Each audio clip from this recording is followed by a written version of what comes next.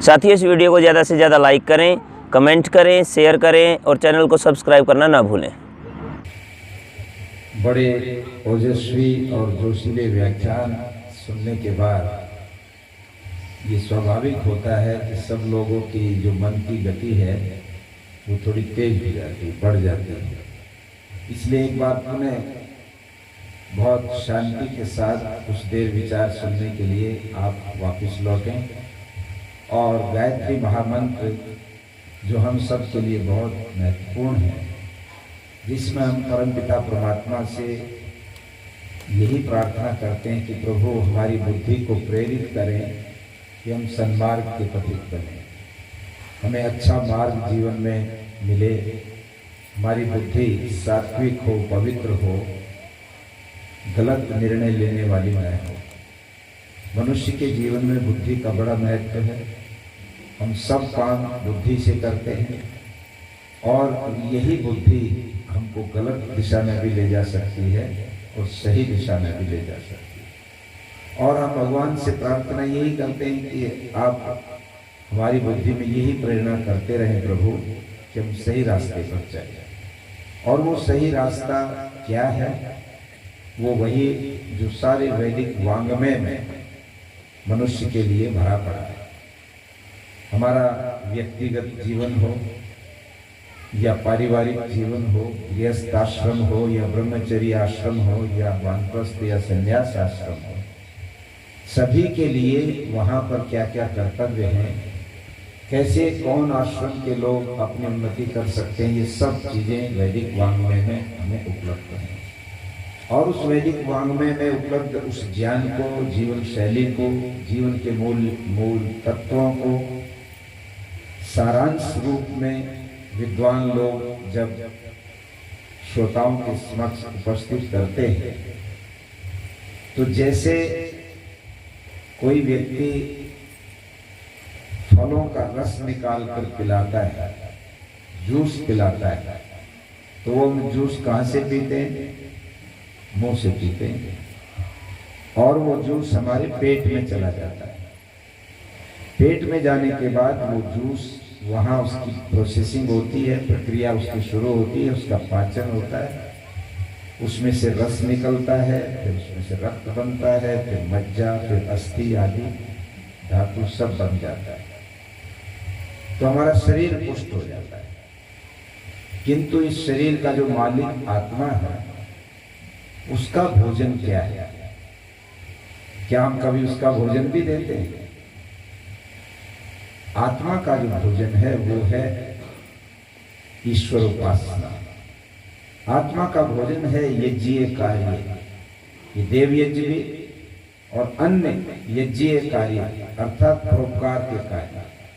आप परोपकार करके देखें। एक चिड़िया जो घायल हो गई है, तड़प रही है, और अगर हमारे हृदय में दया और करुणा है और हमने उसको तड़पते हुए देखा, हमारी इच्छा होगी कि इस बेचारी चिड़िया को कुछ पानी इसके ऊपर डालूं या इसको कुछ करूं, इसकी मदद क्या करूं। उस परेशान उस जीव को भी हम परेशान नहीं देख सकते। ये मनुष्य के अंदर ये एक स्वभाव होता है। तो इस प्रकार से हम अपने सारे जितने कार्य हैं वो आत्मा की तृप्ति के लिए, संतुष्टि के लिए जब करते हैं तो वो आत्मा तृप्त होती, उसका भोजन होता है। परोपकार में उसका भोजन है। आनंद की अनुभूति होती है किसी की मदद करने से, किसी दुखी आदमी के साथ बैठने से, उसकी कुछ व्यथा सुन लो, उसका मन हल्का हो जाए, उसमें भी ये लगता है कि चलो इस बेचारे को कुछ देर तो आराम मिला मेरे आने से। ये आत्मा का भोजन है।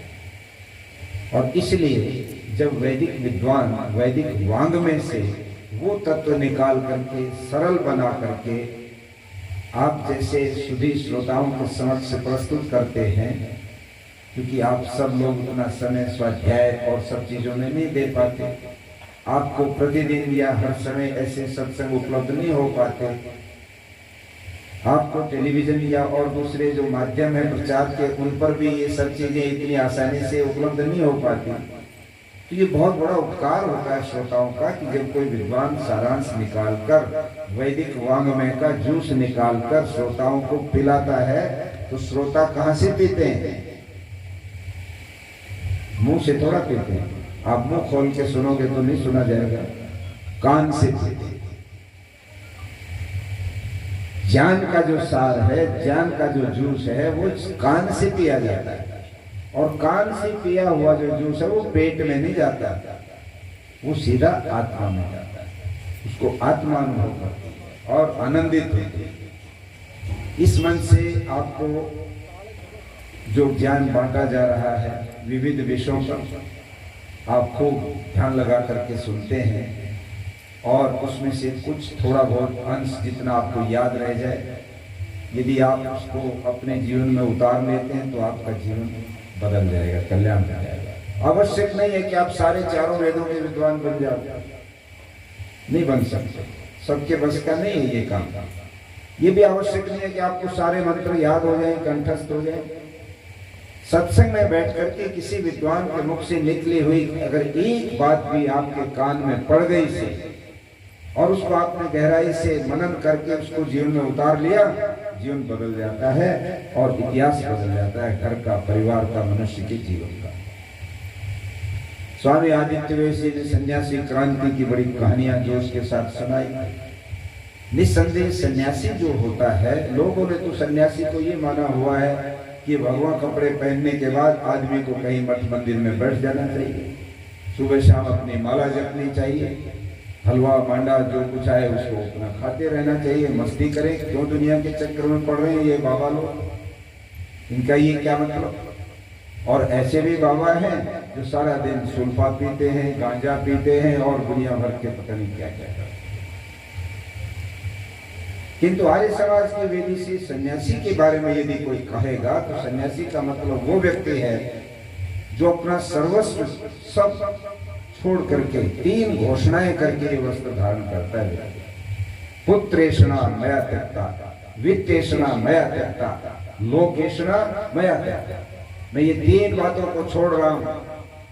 पुत्रेषणा, मेरा जो पहले का परिवार था जहां मेरा जन्म हुआ, उन सबसे आज से मैं अपना संबंध विच्छेद करके सबको अपने परिवार का सदस्य स्वीकार करता हूं। मैं धन कमाने की जो इच्छा है, क्योंकि धन कमाने से गृहस्थ आश्रम की गाड़ी को आगे चलाना है, उस सबसे हटकर वो धन की जो इच्छा है, वित्तेषणा जो है, वो मैं छोड़ रहा हूं। मुझे अपने लिए कुछ भी नहीं, मैं भिक्षावृत्ति कर रहूंगा। और तीसरी बात लोकेषणा। महर्षि दयानंद कहते सन्यासी का जो मान होता है, सम्मान होता है, उसको विष के समान, और अगर कहीं अपमान हो जाए तो उसको अमृत के समान सन्यासी समझे। इतना ज्यादा अहंकार शून्य सन्यासी अपने आप को बनाए कि मान और सम्मान के चक्कर में ना पड़कर अपने कार्य को करे। प्राणी मात्र के प्रति अपने हृदय में दया, करुणा और अच्छा भाव, उसके हित का भाव रखे, वो सन्यासी है। और जब राष्ट्रों के ऊपर, समाज के ऊपर, पूरी मानव जाति के ऊपर संकट आते हैं, राक्षस लोग आक्रामक होकर के सारी व्यवस्थाओं को बिगाड़ते हैं, उस समय सन्यासी यदि अपने मठ मंदिरों में अपनी ही आराम और सुविधा के लिए बैठे रहते हैं तो फिर वो सन्यास धर्म का पालन नहीं करते। अरे योगेश्वर कृष्ण आज आदर्श है इस हमारी दुनिया के अंदर, जो योगी थे, जिनके बारे में महाभारत में लिखा हुआ है कि उनके जीवन में एक भी दोष कहीं देखने को नहीं मिलता कि कोई दोष उंगली उनकी तरफ कोई उठा सके। महर्षि दयानंद सरस्वती तो कहते योगेश्वर कृष्ण तो आप पुरुषों के समान, जिनमें कोई कमी होती ही नहीं, ऋषियों से भी और ऊंचे दर्जे में। और वही योगेश्वर कृष्ण जिस समय अधर्म समाज के अंदर बढ़ गया, और यहाँ तक बढ़ गया कि अहंकार में दुर्योधन यहाँ तक तैयार नहीं हुआ कि ये 5 भाई हैं, इनको 5 गांव दे दो, ये अपना आराम से रह लेंगे, तुम पूरे राज्य के मालिक बन जाओ। तो फिर वो कहता मैं तो सुई के समान भी अगर कहीं जगह एक सुई रखो, इतनी भी जगह नहीं दूंगा, इनमें दम है तो ये ले ले। और फिर वो युद्ध हुआ, और उस युद्ध में योगेश्वर कृष्ण जैसा इतना महान पुरुष, जिसको हम भगवान के रूप में देखते हैं, जब अर्जुन का जो अज्ञान है वो नहीं हटता, उसके मस्तिष्क से मोह के संस्कारों में बंध गया। उसके पिता में सामने खड़े हुए हैं भीष्म पितामह, 175 साल का बूढ़ा, धरती के ऊपर सबसे बलशाली ब्रह्मचारी और ज्ञान से संपन्न भीष्म पहले दिन सेनापति बनाया कि तुम लड़ोगे और जीत के दिखाओ, इन पांडवों को ध्वस्त कर। भीष्म पितामह खड़े हैं, जिनसे गांडीव धनुष चलाने की विद्या सीखी वो गुरु द्रोण खड़े हुए, कृपाचार्य खड़े हुए, सारे विद्वान, सारे गुरु और सारे उसके रिश्तेदार खड़े हुए। तो अर्जुन का मोह जाग गया और उसने हथियार दिया, मैं नहीं लड़ता, इनको मार के मैं क्या करूंगा, ऐसा राज्य मुझे नहीं चाहिए। आप सभी जानते हैं इन सब बात। और जब योगेश्वर कृष्ण ने सारी के सारे तर्क देकर समझाया कि तुम ये क्या कर रहे हो, तुम नहीं हो कुछ भी अर्जुन, निमित्त मात्रम भव्य सव्यसाची, हे सव्यसाची अर्जुन तुम तो निमित्त हो मात्र, निमित्त बनो। अधर्म इस समय हावी है और धर्म की रक्षा करना हमारा कर्तव्य है। तुमको मैंने इसलिए चुना, तुम दुनिया में सबसे बड़े धनुर्धर हो और तुम इस अधर्म को हराकर धर्म की विजय करके दिखाओ। तुम मारने वाले नहीं हो किसी को भी, ना जीवात्मा मरता है कभी, जीवात्मा तो ये शरीर बदलता है और शरीरों में ये जीवात्माएं चली जाएंगी, किंतु तुम इसको करो, नहीं माना। आखिरी में आप जानते हैं कि योगेश्वर कृष्ण ने प्रतिज्ञा अपनी तोड़ दी। उन्होंने कहा था मैं शस्त्र नहीं उठाऊंगा, केवल अर्जुन का रथ चलाऊंगा, सारथी बनूंगा, मेरी सेना दुर्योधन की तरफ रहेगी और मैं अर्जुन के साथ रहूंगा, किंतु शस्त्र नहीं उठाऊंगा। और जब देखा कि अब तो अधर्म जीते, कोई ऐसा योद्धा नहीं है जो भीष्म पितामह द्रोणाचार्य का मुकाबला कर सके, केवल आशा थी तो अर्जुन के ऊपर थी और उसी ने शस्त्र डाल दिया। इसको तो बिल्कुल ही विवेक नहीं आ रहा है, इसके अंदर तो ज्ञान पैदा हो ही नहीं रहा। पूरी गीता का उपदेश कोई मंदिर में बैठ करके योगेश्वर कृष्ण ने नहीं दिया है, युद्ध के मैदान में दिया। युद्ध हो रहा है तो वहां गीता का उपदेश दे रहे हो, तुम बदलो अपने आप को, क्या कर रहे हो। नहीं माने तो एकदम गुस्से में आकर के नीचे आते हैं और सुदर्शन चक्र अपनी उंगली पर चढ़ाते हैं।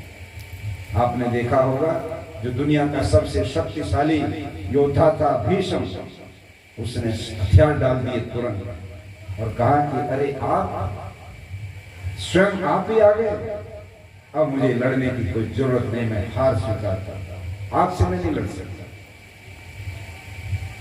सन्यासी अपनी भूमिका को इस रूप में देखे, जब समाज में अन्याय बढ़े, जब समाज में अज्ञान बढ़े, जब समाज में अभाव बढ़े, वहां पर सन्यासी आगे बढ़ करके सारे समाज का नेतृत्व करे। निराश हताश समाज के अंदर एक नया जीवन, एक नई ऊर्जा पैदा करे, ये सन्यासी का कर्तव्य है। और इसी की पुष्टि करते हुए स्वामी जी ने बड़े जोश में, बड़े धारावाहिक तरीके से, बहुत प्रभावशाली तरीके से सन्यासियों के योगदान को आपके सामने रखा। बंधुओं, मैं अपना विषय आपके सामने लाना चाहता हूँ। कई विचार दिमाग में घूम रहे थे, यहाँ मैं जान रहा हूँ कि यहाँ सामान्य लोग तो बहुत थोड़े हैं, अधिकतर लोग वे हैं जो आर्य समाज के साथ कहीं ना कहीं किसी रूप में जुड़े हुए हैं। मैं 2 दिन से इस बात को अच्छी तरह से समझ गया और आप लोगों को कुछ ऐसी चीजें भी बताई जा रही हैं जो शायद पहले आप कहीं ठीक से नहीं सुन पाए या समझ पाए।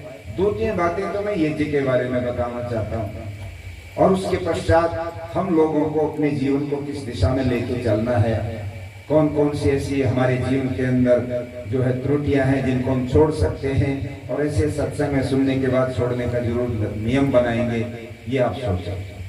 सबसे पहले इस यज्ञ में आप जो आचमन करते हैं तो इस आचमन में पानी का प्रयोग होता है। आपने कभी सोचा पानी का प्रयोग क्यों होता है? नहीं सोचा, इसका मैं बताता हूं। पानी में 2 गुण हैं, एक शीतलता का, एक पवित्रता का। यज्ञ के ब्रह्मा कहते हैं आचमन कीजिए और जल लीजिए, और पहले जल लेते ही वो कहते हैं पहले आप, ये जल आपको कह रहा है यजमान कि आप अच्छी तरह से शांति से, शीतलता से बिल्कुल मस्तिष्क को शांत करके विचार कर लीजिएगा कि जिस कार्य को करने के लिए तुम आगे बढ़े हो इसको पूरी तरह से कर लोगे या नहीं कर लोगे। यजमान कौन होता है? किसी भी ऐसे परोपकारी कार्य को करने के लिए कुछ लोग मिलकर जिसको अपना अग्रणी नेता के रूप में चुनते हैं, वो यजमान होता है। देव यज्ञ का यजमान एक व्यक्ति अपने आप को उपस्थित करता है, इस देव यज्ञ का यजमान मैं बनना चाहता हूँ, मैं दायित्व लेता हूँ, इसका सारा का सारा व्यय मैं उठाऊंगा, ये मेरा दायित्व होगा और ये कार्य मुझे दीजिए, ये सौभाग्य मुझे दीजिए।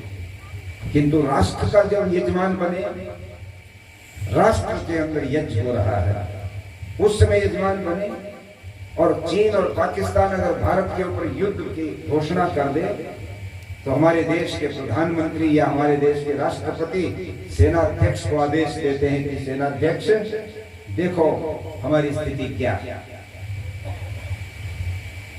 उस समय राष्ट्र के जो नेता जो हमारे हैं, जो यजमान हैं, उसके लिए ये कहा गया है कि आप शांति से सोच लीजिए। यहाँ पर वेद भवन बनने जा रहा, हमारी बहन जी को मैं बहुत बहुत साधुवाद दूंगा। रात भी ये चर्चा आई थी इसी कॉलोनी में, बड़ी शांत कॉलोनी है। मैं रात को भी पैदल यहाँ से थोड़ा बहुत खिचड़ी उचड़ी खा करके गया, जहाँ ठहरे पैदल गए, बड़ा अच्छा लगा, शांत वातावरण था 10 सवा 10 बजे। और सुबह भी जब आए तो बड़ा शांत था, ऐसा लग रहा था कि जैसे कानपुर महानगर की जो भारी उसका शोर शराबा और उसका जो उद्योगों का जो ताम झाम बाहर बैठ के हम देखते हैं, वो तो मुझे आसपास ही दिख नहीं रहा है। ये भी क्या कानपुर का हिस्सा है या कहीं हम बहुत जंगल में इस कॉलोनी में, मैं समझ नहीं पा रहा था। किंतु आप लोगों की उपस्थिति से मुझे लगता है कि आसपास सारे के सारे आप लोग जहाँ अच्छे अच्छे और जो कॉलोनियाँ हैं हमारे इस महानगर की, वहाँ से आप आते हैं। तो ऐसे स्थान पर एक ऐसे बढ़िया केंद्र को बनाने का निर्णय आदरणीय बहन जी ने, आदरणीय संतोष जी ने, हमारे आदरणीय शास्त्री जी की प्रेरणा और उनके आपस में विचार विमर्श के बाद तय किया। और अभी जैसे वो बोल रहे थे कि यहाँ वेद भवन आर्य समाज, ऐसा कुछ नाम, उसका नामकरण भी किया, ये एक नई बात है। आर्य समाज वेद भवन, जब हम आर्य समाज मंदिर कहते हैं तो कहीं ना कहीं थोड़ा सा मंदिर का रूप भी उसमें आने की संभावना बढ़ जाती है, क्योंकि मंदिर का मतलब जहाँ मूर्ति हो। ये ऋषि दयानंद और बहुत बड़े बड़े सन्यासियों के अनुसार आपने नाम रखा है और बहुत बड़ी बात है, ये पहली बार सुन रहा हूँ मैं ऐसे आर्य समाज वेद भवन। घर का नाम भी वेद भवन और वहां पर रहने वाले भी वास्तव में वेद के अनुयायी, बहुत खुशी की बात है। तो ये जो कार्य यहाँ पर हुआ, आपने अपने परिवार में आपस में विचार किया होगा, आखिर लाखों रुपए के भूखंड देना है, दान करना है, विचार करते कैसे अपने सारे बजटिंग को, आदमी सिस्टम को देखता है, समझता, फिर आगे बढ़ता है। लगभग 35 लाख रुपए का जो है वो प्लॉट आपने दान देने का मन बना लिया, बना रहे हैं यहाँ पर। कितना और कितना उपयोग होगा इस कॉलोनी के लोगों के लिए वो। तो ये कार्य करने के लिए शांति से सोचा, लाभ यजमान है इस वेद भवन के बनाने में। तो कहते हैं जल से, कहते हैं शांति से सोचो, और दूसरा पवित्रता से, चालाकी बीच में नहीं रहनी चाहिए। आज क्या हो रहा है, 2 रुपए किलो चावल मिलेंगे, वोट दे दो, बिजली फ्री दे देंगे, वोट दे दो, और बहुत सारे पता नहीं हर प्रांत में अलग अलग ढंग की चीजें लोग कहते रहते हैं। और जब वो राज आ जाता है थोड़े दिनों के बाद वो चीजें बंद कर देते हैं कि नहीं भाई ये तो बहुत बड़ा बजट है, अब मुश्किल है। ये जो चीज है ये गलत है। यज्ञ के अंदर 2 बातें जरूरी है और वो पानी हमको बता रहा है। पवित्रता से योजन संकल्प कीजिए कि ये कार्य मैंने उदात्त भावनाओं से निश्चय किया है, मैंने किसी चालाकी से, छल से नहीं किया, बल्कि मैंने बाकायदा सोचा है कि इसके कार्य के करने से मेरा जीवन भी सफल होगा और हजारों लोगों को मेरे इस कार्य से लाभ पहुंचेगा। तो आचमन में पानी का प्रयोग इसलिए होता है, नहीं तो हम वहां पर बढ़िया दूध भी, जूस भी और तरल पदार्थ बहुत है, उनका प्रयोग भी कर सकते हैं। नहीं, पानी का लेना केवल इसलिए नहीं कि गले की खराश मिट जाएगी, इसकी गहराई में जाने की जरूरत है। और यहाँ पर उपस्थित सब लोगों से एक निवेदन करना चाहता हूँ, यज्ञ का मतलब ऐसा कार्य जो आपके जीवन के अंदर एक विशेष उन्नति का मार्ग आपका प्रशस्त करेगा।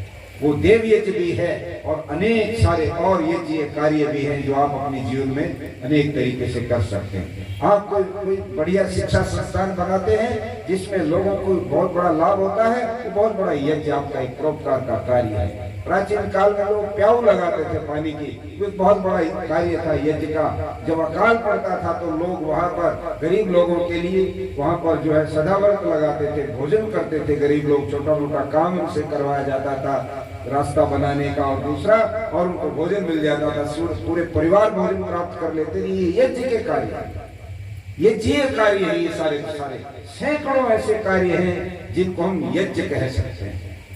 और वो जब आप करेंगे तो दोनों बातों का ध्यान रखेंगे। एक बात, दूसरी बात इसमें आती है, एक इसमें शब्द आता है श्री। ओम सत्यम यश श्रीमयी श्री श्रेताम स्वाहा। तीसरे आचमन में जो यजमान है वो क्या कहता है, हे प्रभु मेरी वाणी पर सत्य, लोग मेरी जुबान का विश्वास करें। समाज में एक बात मानी जाती है, भाई इसकी जुबान का जो है ये आदमी पक्का है, ये कभी झूठ नहीं बोलता, कह देगा उसको जरूर करके दिखाएगा। ऐसे लोगों की समाज में बहुत बड़ी प्रतिष्ठा होती है। जो अपने जुबान का पक्का व्यक्ति होता है, जुबान बदलता नहीं है, समाज उसको बहुत ज्यादा सम्मानित दृष्टि से देखता है। सत्य यश, जिस व्यक्ति के कार्यों का यश चारों तरफ फैल गया। सुखदेव शास्त्री बंबई में रहते हैं, बंबई में जाने के लोग तरसते रहते हैं। कुबेर नगरी बंबई, और ये तो वहाँ के बड़े बड़े फिल्मी हीरो क्या तो क्या और बड़े बड़े उद्योगपति क्या उनके घरों में जाते हैं, उनके यज्ञ कराते हैं, वो तो इनको गुरु मानते हैं। ये तो एक व्यक्ति जिस जगह पर, जिस इलाके में, जिस क्षेत्र में जन्म हुआ, उसके प्रति उनका जो आग्रह था कि मेरे इस क्षेत्र के अंदर भी ज्ञान फैले, मेरे यहाँ के नौजवान भी चरित्रवान बने, मेरी माताओं बहनों को सही वेद का ज्ञान प्राप्त हो। प्रतिवर्ष अपनी छुट्टियों का समय यहाँ आकर के बिताना, उसके लिए सारा मेहनत और पुरुषार्थ करना। रात को 12-12, 1-1 बजे तक जाग रहे हैं, लोग आ रहे हैं, कहीं कहीं के उनके ठहराने की व्यवस्था है, भोजन की व्यवस्था, कितना काम करना पड़ता है, आप सब जानते हैं इन चीजों को। तो ये जो चीजें हैं, ये यज्ञ के अंदर जो तीसरी जो यश है वो फैलना चाहिए। प्रभु मेरा यश फैले और लोग जिससे प्रेरणा ले सके। और जो तीसरी चीज है वो बड़ी अद्भुत है, श्री श्रेता, कि मैं श्रीपति बनूं। धनपति तो बहुत है, बहन जी और संतोष जी से धन में ज्यादा लोग बहुत होंगे यहाँ। कानपुर तो बहुत बड़ा नगर है, किंतु उनके उस धन की श्री कहाँ, शोभा कहाँ? बैंक में है, उसका कुछ नहीं पता है कि उस धन का क्या आगे उपयोग होना है, क्या नहीं होना। श्रीपति वो है जो किसी का श्रेष्ठता, जो किसी का आश्रय बनता है, जो किसी का सहायक बनता है, जो किसी बहुत ही अच्छे परोपकार के कार्य में आगे बढ़ करके अपने धन का सदुपयोग कर डालता है, वो श्रीपति कहलाता है। और आज मैं ये कहना चाहूंगा, इस यज्ञ के श्रीपति उर्मिला जी और संतोष जी बने, यह है बहुत बड़ी बात। इसलिए यज्ञ के अंदर ये जो आचमन आदि हम क्रियाएं करते हैं बड़े महत्वपूर्ण हैं। आपने देखा कि जिस समय जल सिंचन करते हैं तो आप उसके बारे में सोचते हैं, क्या कहते हैं? ओम अदिते अनुमन्यस्व। क्या अर्थ है इसका? इसका अर्थ यह है कि यजमान तुम अब अग्नि तो पूरी तीव्र हो गई, अयन तईद में आत्मा, ये मंत्र बोल के 5 बार घी डाल करके आपने अग्नि पूरी तीव्र कर दी, लपटे ऊपर आ रही। अब एक बार फिर थोड़ा सा सोच लो, जल फिर उठाओ हाथ में, कि मंजिल तो अभी दूर है, अभी तो आधे में आए हो और मंजिल पे पहुंचना है, बीच में लटक तो नहीं जाओगे। तो क्या कहते हैं? ओम अदिते अनुमन्यस्व। अदिति से पूछो कि आगे बढ़ेंगे नहीं बढ़े। कौन है अदिति? यहाँ पर 2 अदिति, एक यजमान पत्नी और एक जो यज्ञ की सामग्री में सारी चीज, उसमें सृष्टिकृत आहुतियां भी आ गई, उसमें हव्य पदार्थ भी आ गए, उसमें कृत भी आ गए, उसमें समिधाएं भी आ गई। सब चीजें देख लो कि हम आखिरी मंजिल तक, बीच में तो नहीं टूट जाएगा सारा खजाना। सेनापति को देश के प्रधानमंत्री कहते हैं युद्ध का सामान की चेक करो, अदिति है वो, पूछो कि आपके पास कितने जो है जो तोपों के गोले हैं, कितने आपके पास टैंक हैं, कितने हवाई हैं, जो हवाई अगर हमला हुआ तो उससे कितना लड़ पाएंगे। अदिति से पूछ लो कि यज्ञ को आगे बढ़ाएंगे। नंबर 2, ओम अनुमते अनुमन्यस्व है। ये अनुमते कौन आ गए बीच में? अनुमते कहते हैं उसको जो आपके सहयोगी हैं। विवाह होता है, जिसके घर में विवाह होता है उसको उसके साथी, पड़ोसी, उसके रिश्तेदार, उसके संबंधी, उसके बहुत सारे लोग आके कहते हैं आप तो बढ़िया धोती कुर्ता जैकेट लगा करके बाहर खड़े हो जाओ, जो लोग आएंगे उनका अभिवादन करो, आओ आपका स्वागत है, आप हमारे विवाह में आए, उसको ले जाओ, ठीक से जलपान कराओ और उनका अभिवादन करके उनकी विदाई कर दो। आप ये मत सोचो कि भोजन कैसे बनेगा, कौन बांटेगा, कहाँ क्या होगा, कौन कहाँ ठहरेगा, ये काम हमने करना है। ये जितने सहयोगी लोग हैं ये आपके उस यज्ञ की संविधा है। स्वामी समर्थानंद जी कहते हैं इस यज्ञ में, देव यज्ञ में जो संविधाएं हैं ना, ये जो लकड़ी, ये उस अग्नि को तीव्र कर, समिधा डालो, घी डालो, फिर अग्नि चलेगी, यज्ञ आगे बढ़ेगा, फिर समिधाएं लगाओ, फिर यज्ञ को आगे बढ़ाओ। तो कहते हैं कि जो आपके सहयोगी लोग हैं उनके बल पर आप अपने काम को आगे बढ़ाते हो। अगर वो खिसक जाए और मौके पर ढूंढने लगो कि कौन करेगा, क्या करेगा, हाथ पैर फूल जाए शास्त्री जी के, स्वामी जी की व्यवस्था कौन करे, दिल्ली से बुला तो लिए हमारे लिए, किंतु मैं आपको बता दूं, मैं स्वामी जी ऐसा हूं कि जैसी परिस्थिति हो वहां पर हम अपने आप को एडजस्ट करते हैं। हम कभी भी अफसार देशी के इतने सब के, मैं जानता हूं, मैं 5 स्टार होटल में भी रुकता हूँ, विदेशों में जाते हैं तो बहुत बड़े बड़े लोगों के घरों में भी रुकते हैं, सब कुछ व्यवस्थाएं होती, मैं जानता हूँ। मैं बॉम्बे जाता हूँ तो नारी समाज मंदिर में मेरी व्यवस्था नहीं होती, वहाँ होटल बुक होता है, उसमें मुझे रुकाया जाता है। किंतु मैं ये भी जानता हूँ कि सुखदेव शास्त्री जी की जो भावनाएं जो इतनी गहरी इस कार्य के प्रति हैं, और वो आए हैं वहां से, एक तरह से यहाँ आकर के उन्होंने एक अपना सारा जमाया है कि जमाने में हमें मदद करनी चाहिए, उनकी ऑफर बन जाना चाहिए कि कहाँ है मेरी व्यवस्था बताओ, कर नहीं। तो इस प्रकार से जो साथी लोग हैं वो है संविधान, और वो कहते हैं यजमान आप निश्चिंत होकर के आगे बढ़िए, हम अपने आप को समर्पित करते चले जाएंगे, करते चले जाएंगे, और आपकी अग्नि जो है उसको मंद नहीं पड़ने देंगे, निराश होने की जरूरत नहीं।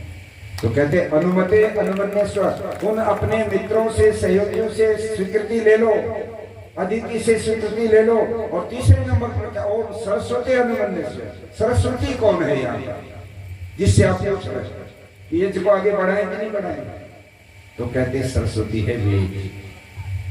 आप जो भी परोपकार का कार्य करना चाहते हो उसकी बीच में परीक्षा कर लो, उसकी आलोचना समालोचना कर लो, वो सरस्वती के अनुरूप है कि नहीं, वेद के अनुरूप है कि नहीं, गलत काम तो नहीं चल पड़ा, कभी हम करते चले जाए उसका अनर्थ ही होगा। ठीक, उसकी समीक्षा करो बीच में, और फिर उसके बाद धुआंधार जो है फिर चल पड़ता है यज्ञ, और मनुष्य यज्ञ को पूरा करता है।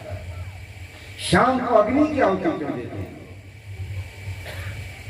आप सब जानते हैं जो यज्ञ करते हैं, ओम सूर्यो ज्योति ज्योति स्वाहा, सुबह तो सूर्य की आहुति देते हैं और शाम को अग्नि की देते हैं। क्यों? आपने सोचा कभी? ये यज्ञ के अंदर गहरे जो इसके अर्थ हैं वो छिपे पड़े हैं, इनको भी जानना चाहिए।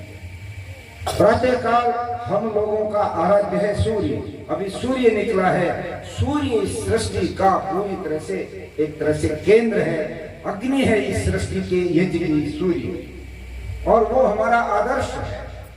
सूर्य को ही हम अपना आदर्श मान करके चलते हैं। सूर्य की अग्नि से सारे वनस्पति, सारे धन धान्य सब कुछ तैयार होता है। पानी भी सूर्य से ही पैदा होता है, क्योंकि उसके वाष्प सूर्य से ही बनते हैं। वाष्प बनेंगे, बादल बनेंगे तो वर्षा होगी, सूर्य से सब कुछ बनता है, इसलिए सूर्य आदर्श है। सूर्य में अग्नि है, जो मूल रूप से नेचुरल जिसको अग्नि कहते हैं वो सूर्य में है। वो परमात्मा की अग्नि है, जिससे परमात्मा सृष्टि बनाता रहता है, सृष्टि का यज्ञ निरंतर करता रहता है। तो हमारा आदर्श तो है सूर्य, और प्रातः काल क्योंकि सूर्य निकला है, उस सूर्य को साक्षी करके उसको आदर्श मानकर सूर्यो ज्योति उसको समर्पित होकर के आहुतियां हम देते हैं। किंतु दोपहर के बाद ये सूर्य जब ढीला पड़ने लगता है, इसकी ज्योति घटने लगती है, इसका तेज ओज कम होने लगता है, और शाम को 4-5 बजे तो और ज्यादा कम होने लगता है, जून के महीने में भी। और हमको पता है कि थोड़ी देर के बाद ये सूर्य छिपने वाला है। उस समय हम क्या कहते हैं, ओम अग्नि ज्योति ज्योति स्वाहा।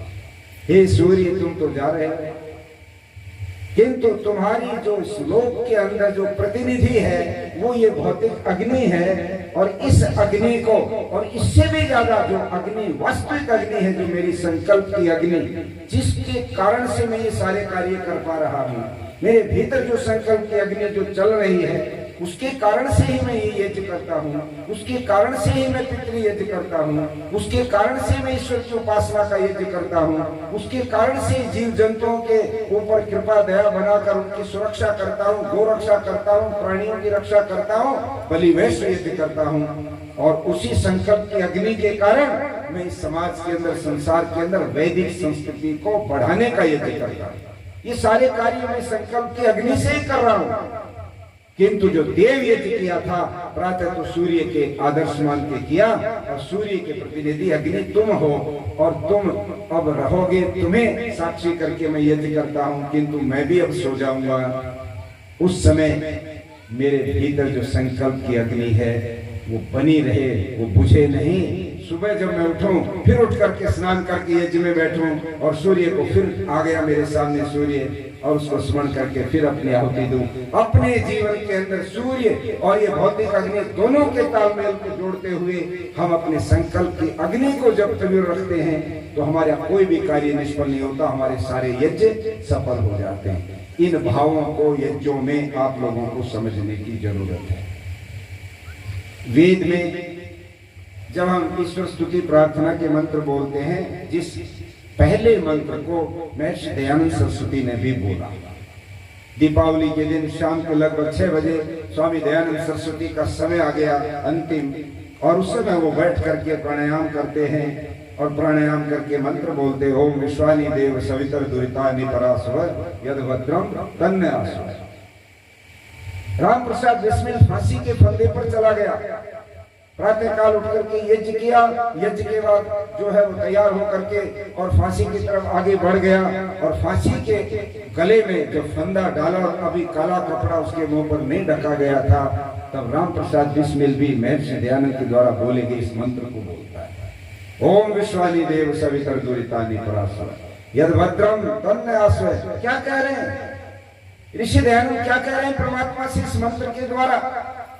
आप सभी जानते हो सर को, हे सकल जगत के उत्पत्ति करता, हे ईश्वर, इस संसार को बनाने वाले तुम हो, मेरे संपूर्ण दुर्गुण दुख और दुर्व्यसनों को दूर कर। ऋषि दयानंद में कौन से दुर्गुण थे?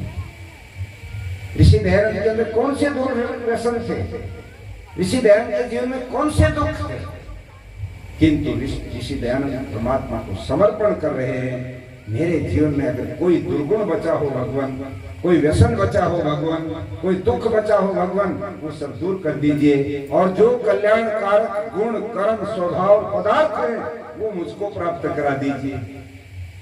और ये मंत्र बोलने के बाद प्राणायाम किया और संसार से विदा हो गया।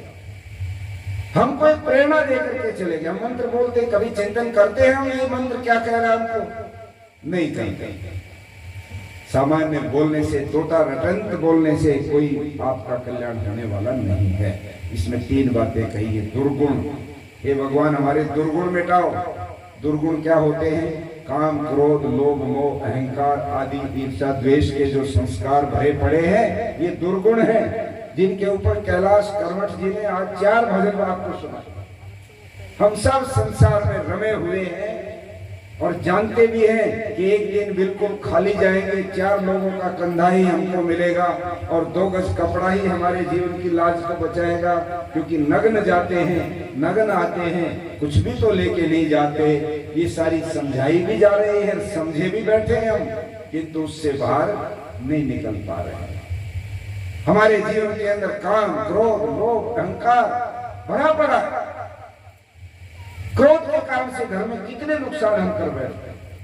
छोटे बच्चे को गुस्से में मार देते हैं, माताएं पीट देती हैं, पिताजी बच्चे को पीट देते हैं, कई बार कान का पर्दा फट जाता है, आंख पर कुछ चोट लग जाती है, गुस्से में देखता भी नहीं कहां क्या मारना है। मैंने देखा है ऐसे लोगों को जो महिलाओं को पीटते, कोई डंडा हाथ आ गया, कोई लोहे की छड़ आ गई, कोई और चीज आ गई, मारते हैं बेरहमी के साथ। गुस्सा साधारण चीज नहीं है, बहुत बुरी बुरी एक दुर्गुण है जीवन के अंदर। काम के कारण से 1-1 करोड़ लोगों के अनुयायियों के गुरु, 1-1 करोड़, 1.5 करोड़ अनुयायी, और भगवान का उनको अवतार मानते, messenger of God Ram Rahim Singh.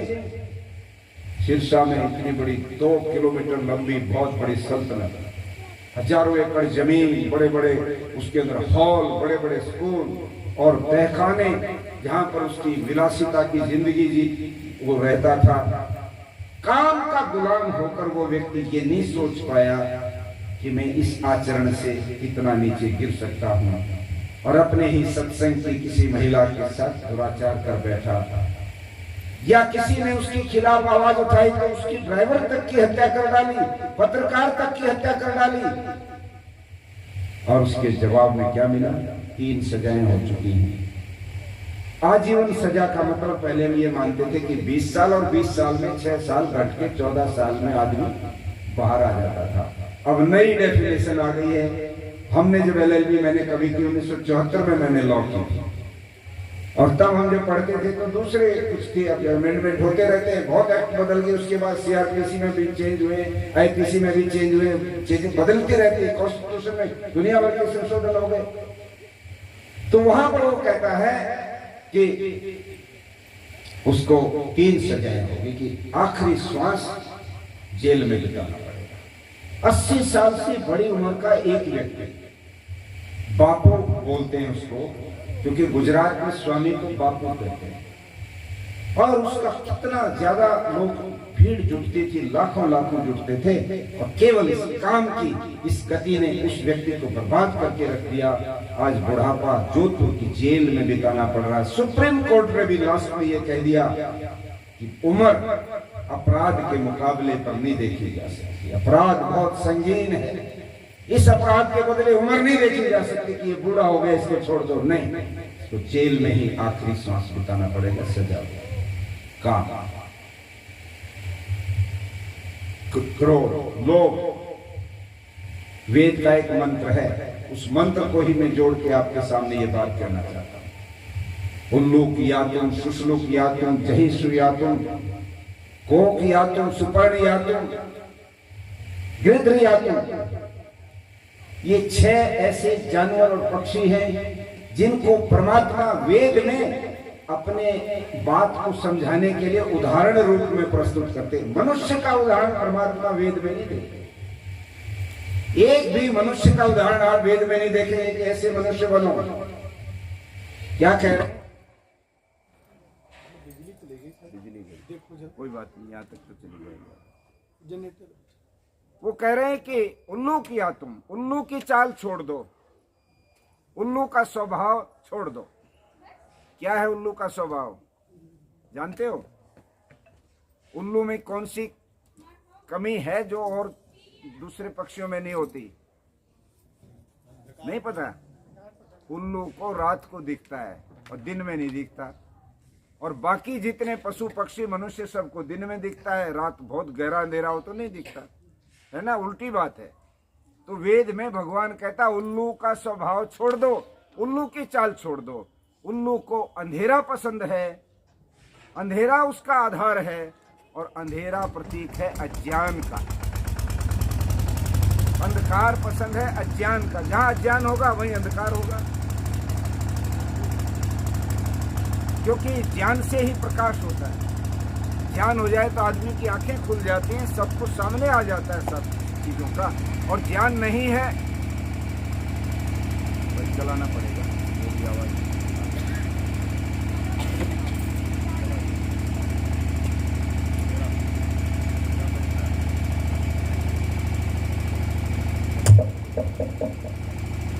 ज्ञान जहां होता है वहां प्रकाश होता है, और जहां ज्ञान होता है वहां अंधकार होता है। हमारे लौकिक जीवन के अंदर जब हम देखते हैं तो कहते हैं कि सुख सब लोगों को चाहिए, सुखी रहना चाहता है हर आदमी। तो सुख का मूल क्या है? विद्वानों ने कहा सुख का मूल क्या है, कहां से आता है सुख? सुख का मूल है ज्ञान। ज्ञानवान आदमी सुखी रहेगा, और जिसको ज्ञान नहीं है, मूर्ख है, मूर्ख में तो आदमी मूर्खता के काम करेगा तो हर जगह दुखी रहेगा। कोई न कोई नई समस्या लेके आएगा रोज, और फिर झगड़े झंझट होंगे, कभी जेल में, कभी बाहर, कभी समाज के सामने, कभी कहीं दंडित ही होता रहेगा। अज्ञान हमेशा मनुष्य को अंधेरे की तरफ ले जाता है, और ज्ञान मनुष्य को प्रकाश की तरफ, उन्नति की तरफ ले जाता है। इसलिए सुख का मूल ज्ञान है, और ज्ञान का मूल क्या है? ज्ञान कहां से आता है? दुनिया के प्रारंभ में ज्ञान कहां से आया? वेद से। और वेद कहां से आया? वेद किसने दिए? भगवान ने। सुख का मूल भगवान है, क्योंकि भगवान ज्ञान देता है, और ज्ञान जो है वेद देता है, वेद में ज्ञान है, और ज्ञान से हम अपने जीवन के अंदर सुख को प्राप्त कर सकते हैं। तो कहते हैं उल्लू का स्वभाव छोड़ दो। और आज हो क्या रहा है? आज हम लोग उल्लू के ही आदि बने हुए हैं। आप लोगों ने देखा होगा, किसी आदमी को धमकाना हो, निंदा करनी हो, बच्चे को ही कहे उल्लू कहीं का क्या करता है, कहते हैं ना। उल्लू की उसकी उपमा देंगे तो ऐसे आदमी को उपमा देंगे जो बुद्धि का काम करे नहीं उल्टा काम करे, उसको उल्लू बोल देते हैं। तो ऐसे उल्लू का स्वभाव छोड़ो, ये परमात्मा कहता है। हम कर क्या रहे हैं? अब मैं आपसे एक बात पूछ रहा हूं। आप सभी जानते हैं अखबारों में छपता है, सप्ताह में एक संस्करण छपता है अखबार के अंदर, जिसमें लिखा होता है राशिफल। ठीक है जी। और राशिफल पढ़ी लिखी हमारी बहनें माताएं भी, आप सब भी देखते हैं कि भाई अगले एक सप्ताह की राशि देख लें अपने, उसमें क्या लिखा है, पता लग जाएगा कि अगले सप्ताह मेरे साथ क्या बीतेगी, अच्छा होगा बुरा होगा। वहाँ यहाँ तक भी लिखा होता है काली चीज का व्यापार मत करना, इसका करना, उसका करना, बड़ी बड़ी बातें, सावधानी। और आदमी का मन इतना कमजोर होता है, उनको अपने से जोड़ के तय कर लेता है एक सप्ताह तो ध्यान रखना पड़ेगा इन बातों का, नहीं तो गड़बड़ हो जाएगी। राशि में लिखा होगा। दुनिया के 750 करोड़ लोग हैं, और 750 करोड़ लोगों का बंटवारा 12 राशियों में है, अर्थात 60 करोड़ आदमी एक राशि में आ गए। वो किस मजहब के हैं, किस तरह के हैं, कैसा उनका रहन सहन है, कैसा खान पान है, कैसे उनके कर्म है, इसका कोई आधार नहीं। आधार है राशि का केवल ये कि आपके नाम का जो पहला शब्द है, उसके उस शब्द के साथ जो राशि जुड़ी है वही आपका कर्मफल है, वही आपका परिणाम है। तो मैं आपसे एक सवाल पूछ लेता हूँ, आप सभी बड़े प्यार से बताइए, कृष्ण जी की राशि और कंस की राशि एक थी या अलग अलग? बताएं। कृष्ण भी वही, कंस भी उसी राशि में, और दोनों के रास्ते अलग अलग। एक राक्षस सारे के सारे मथुरा के उस सारे इलाके को बर्बाद कर दिया उस कंस ने। जरासंध का वो दामाद था, वो जैसा उसका रूप था, और कृष्ण जी ने उसको अपनी भरी सभा के अंदर जब उसने कृष्ण जी को मारने की योजना बनाई, तो उसने कृष्ण जी ने दोनों मुष्टिक और जो दूसरे पहलवान थे उनके साथ उस कुश्ती के उसमें कंस जी को भरी सभा में मौत के घाट उतारा। तो राशि ने दोनों के फल बराबर क्यों नहीं किए? राम और रावण की क्या राशि है? राशिफल गलत, मैं चैलेंज से कहता हूं। और हम लोगों का माइंड सेट बना हुआ है कि हम उसी को देखते रहते हैं। इतने बड़े बड़े इतिहास के नमूने और उदाहरण हैं, फिर भी हमारे मन में नहीं उतरती वो बात। क्यों नहीं उतरती? सीता और शत्रुघ्न की क्या राशि है? सैकड़ों उदाहरण आपको दे सकता। हमारे यहाँ पर मुलायम सिंह जी और मायावती की एक ही तो राशि थी, और मनमोहन सिंह की भी एक ही राशि थी। उसके तो बेचारे का लड़का भी नहीं हुआ, इनके एक के कुछ भी नहीं हुआ। मुलायम सिंह जी की संतान आगे भी कर रही। ये अलग अलग परिणाम क्यों आ गए? एक ही राशि के लोगों को तो एक ही आना चाहिए।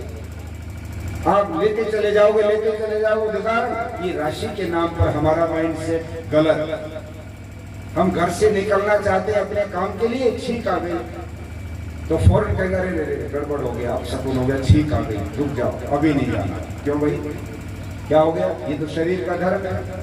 नाक में कोई चीज चली जाए, कोई गले में चली जाए, कोई कुछ भी हो जाए, श्वास नली में कोई चीज खाने की कोई चली जाए, दांतों में हम खाते हैं, खुला नहीं किया, कोई अंश बच गया, अचानक श्वास लिया जल्दी में, बोलने की इच्छा होगी, श्वास भी ले लिया, तो श्वास कई बार श्वास नली में खाने की कोई चीज चली जाती है, एकदम खांसी आएगी, छींकें आएंगी, स्वभाव है इस शरीर का। और हमने जोड़ दिया अपशकुन हो गया, छींक आई है, माइंड सेट, दिमाग बना दिया हमारा बड़े लंबे से। हम जा रहे हैं और जा रहे हैं, आगे से बिल्ली रास्ता काटना, बिल्ली निकल गई गाड़ी के आगे। आप ताज्जुब करोगे, हमारे जैसे आदमी जो मंच पर इतना डंके की चोट इन बातों के बारे में चर्चा करते हैं, इतना माइंड सेट का प्रभाव है कि जब कभी, क्योंकि हम तो रात दिन चलते हैं, दिल्ली से 250-300 किलोमीटर का जो एरिया है प्रचार का, मैं गाड़ी से करता हूँ, कार से जाता हूँ। हमारी कम से कम 3 दिन के अंदर 700, 800, 1000 किलोमीटर गाड़ी चली जाती है। और उस समय कई बार रात के 12-12 बजे तक आना होता वापस। प्रोग्राम में बोले, लोगों ने देर तक बिठा लिए, 10 बज गए, फिर भागे 2-2.5 घंटे में दिल्ली या जहाँ भी ऑफिस में कहीं आश्रम में जाना, वहाँ सोना है। तो रास्ते में बिल्ली काटती है, रास्ता काटेगी तो बिल्ली तो घूमती रहती है इस खेतों में, और बिल्ली काट गई तो एक बार तो दिमाग पर जरूर स्ट्राइक होता है, भाई बिल्ली काट गई, किंतु वापस अपने आप को संभालते हुए ये तय करते हैं कि अरे रोज हम जिस बिल्ली को लेकर के लोगों को समझाते हैं, तो वो हमारा क्या नुकसान करने वाली बेचारी खेत में कहीं से भागी, रास्ता इधर जाना होगा, हम इधर से आ गए, ना उसको हमारा पता हम कौन है, ना हमको पता ये बिल्ली कौन है, इसलिए खत्म करो। बिल्ली का रास्ता काट जाना अपशकुन, तंत्र मंत्र जादू टोना भूत प्रेत शाकिनी डाकिनी दुनिया भर की बातें बनाकर हमारा माइंड सेट बना दिया गया है। ये सारा अज्ञान है, ये उल्लू का रास्ता है, अंधकार का रास्ता। ज्ञान से, विज्ञान से, तर्क से, सृष्टि नियम के अनुसार जो चीज है जहां भी है उसको मानने की ऋषि दयानंद की महानता दिखाती। जिस भी मत में अच्छी बातें हैं, जिस भी मत में अच्छी बातें हैं, उन सब बातों के ऊपर मैं सहमति करने को तैयार हूँ, किंतु जो असत्य बातें हैं उन मतों के लोगों को चाहिए उन असत्य बातों को छोड़ दे, ताकि परस्पर मानवता का जो ये संघर्ष हो रहा है ये समाप्त हो और सब लोग बड़े प्यार प्रेम से समाज के अंदर आगे बढ़े। हमारी कोई जिद नहीं है किसी के साथ, पर मैं ये कहता हूँ कि बुद्धि सम्मत तो बात करो, तर्क सम्मत तो बात करो, अज्ञान से उत्पन्न बातें क्यों करते हो? एक तोता बिठा रखा होता है और वो कार्ड निकालता, तोते को लाते, तोता एक पक्षी है, पढ़ा तो लेते हैं तोते को, 2-4 नमस्ते नमस्ते ऐसा बोलेगा, तोता रखा है, बाहर से कोई आया, तोता जानता कि अब मुझे बोलना है, तो जैसे बाहर से आदमी देखा उसकी ट्रेनिंग है, कहता नमस्ते नमस्ते, लोग कहें भाई वाह इस घर में तो तोते भी नमस्ते करते हैं, हम खुश हो जाते हैं। ये ट्रेनिंग है थोड़ी सी, पक्षियों को जानवरों को हम सब सदा लेते हैं। जो गाय जो है दूध नहीं देती, लात मारती है, उसके पैरों में रस्सा बांध लेते हैं, बांधते हैं कि नहीं? और कई ऐसी गाय हैं जो बड़े आराम से दूध देती है, वहाँ बांधने की जरूरत ही नहीं पड़ती। ये हम ट्रेनिंग देते हैं इन सबको और उस ट्रेनिंग से अपना लाभ ले लेते हैं। यहाँ पर कोई भी जादू टोना कहीं कुछ नहीं आता, तोता आता है और ज्योतिषी जी का कार्ड निकालता है, मेरा भाग्य निकालो, और कार्ड निकाला तो निकाला, उसमें कुछ चीजें लिखी हुई है। हर आदमी के जीवन में वो बातें कुछ ना कुछ थोड़ी बहुत मेल खाने की होती है, वो पढ़ते भाई आपके साथ तो ये होने वाला है। मैं चिंतित हो जाता हूँ कि बड़ी मुश्किल है, तो भाई ये तो ज्योतिषी जी ने बता दिया। हमारा माइंड सेट बना हुआ है कि जो इस तरह की क्रियाएं चल रही हैं उनको हम मान करके और अपने आप को उससे जोड़ लेते हैं। ये अज्ञान है, ये अंधेरा है। वेद कहता है उल्लू का स्वभाव छोड़ो, ज्ञान की तरफ, प्रकाश की तरफ, तर्क की तरफ, उसकी तरफ हर चीज में तर्क वितर्क कर। और मैं आपको कहना चाहता हूँ आर्य समाज का ये मंच है, भरी सभा में मैं कहता हूँ 3D का पालन हम करते हैं। 3D, टू डाउट, शंका का सवाल उठाओ, हर बात का सवाल उठाओ, आपका अधिकार है। उत्तर देना हमारा काम, हम दे पाएंगे ठीक है, नहीं दे पाएंगे आपसे हम हार मान लेंगे। To doubt.